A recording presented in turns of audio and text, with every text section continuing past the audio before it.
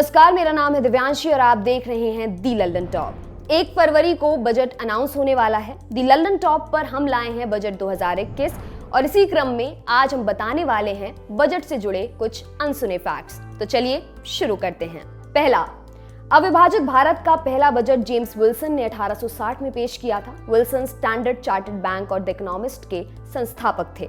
दूसरा, हमारे संविधान में बजट शब्द का उल्लेख नहीं मिलता। संविधान के आर्टिकल 112 में इसके बजाय एनुअल फाइनेंशियल स्टेटमेंट शब्द का इस्तेमाल हुआ है। तीसरा, मुस्लिम लीग के लियाकत अली खान पहले भारतीय थे जिन्होंने आजादी से पहले जवाहरलाल नेहरू के नेतृत्व वाली पहली भारतीय सरकार का बजट पेश किया था। लियाकत अली खान बाद में पाकिस्तान के पहले प्रधानमंत्री बने। हालांकि लियाकत अली खान का यह बजट अंतरिम बजट था और ये सरकार भी अंतरिम सरकार थी। चौथा, पहली बार इकोनॉमिक सर्वे 1950-51 के फाइनेंशियल ईयर में पेश किया गया था। पांचवा, 1952 का बजट ऐसा पहला बजट था जो चुनी हुई संसद के सामने पेश किया गया था। छठा, सतीश चंद्र नियोगी और हेमवती नंदन बहुगुणा ऐसे 2 वित्त मंत्री हैं जिन्होंने कभी बजट पेश ही नहीं किया। सातवां, 1955 तक बजट सिर्फ अंग्रेजी में छपता था। 1955-56 का बजट ऐसा पहला बजट था जो हिंदी और अंग्रेजी दोनों भाषाओं में छपा। आठवां, मोरारजी देसाई ने सबसे ज्यादा बजट पेश किए, कुल 10। एक और दिलचस्प बात यह कि उन्होंने साल 1964 और 1968 का बजट अपने जन्मदिन पर पेश किया, तब जबकि उनका जन्मदिन 4 साल में एक बार आता है, यानी 29 फरवरी को। मोरारजी देसाई को निशान पाकिस्तान के सम्मान से भी नवाजा गया था। 9वां, भारत में पहली बार किसी प्रधानमंत्री ने 1958 में बजट पेश किया था। 1958-59 का यह बजट पेश करने वाले प्रधानमंत्री थे जवाहरलाल नेहरू। 10वां, इंदिरा गांधी पहली ऐसी महिला थी जिन्होंने 1970-71 का बजट पेश किया था। साथ ही वो बजट पेश करने वाली देश की दूसरी प्रधानमंत्री बनी।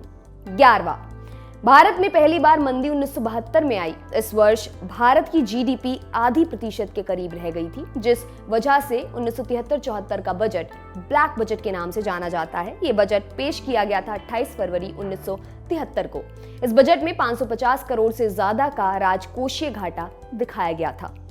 12वां, भारत के बजट इतिहास में सबसे छोटी बजट स्पीच 800 शब्दों की थी। ये दी थी हीरू भाई एम पटेल ने। पटेल भारत के पहले गैर कांग्रेसी वित्त मंत्री थे। 13वां, इमरजेंसी के बाद इंदिरा गांधी ने 14 जनवरी 1980 को सत्ता में वापसी की। उनके इस कार्यकाल में ऐसे 2 लोगों ने बजट पेश किया जो आगे चल के भारत के राष्ट्रपति बने। ये 2 लोग थे आर वेंकटरमन और प्रणब मुखर्जी। 14वां, प्रणब मुखर्जी देश के पहले ऐसे वित्त मंत्री थे जो राज्यसभा सदस्य थे। 15वां, 1987-88 का बजट तत्कालीन प्रधानमंत्री राजीव गांधी ने पेश किया। बतौर प्रधानमंत्री बजट पेश करने वाले वो तीसरे प्रधानमंत्री बने। भारत में अब तक 3 ही ऐसे प्रधानमंत्री हैं जिन्होंने बजट पेश किया। दिलचस्प बात यह कि तीनों एक दूसरे से कनेक्टेड हैं।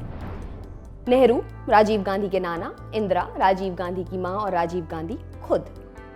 16वां, भारतीय इतिहास का सबसे लंबा बजट भाषण मनमोहन सिंह ने 1991-92 का बजट पेश करते हुए दिया था। यह भाषण 18,650 शब्दों का था।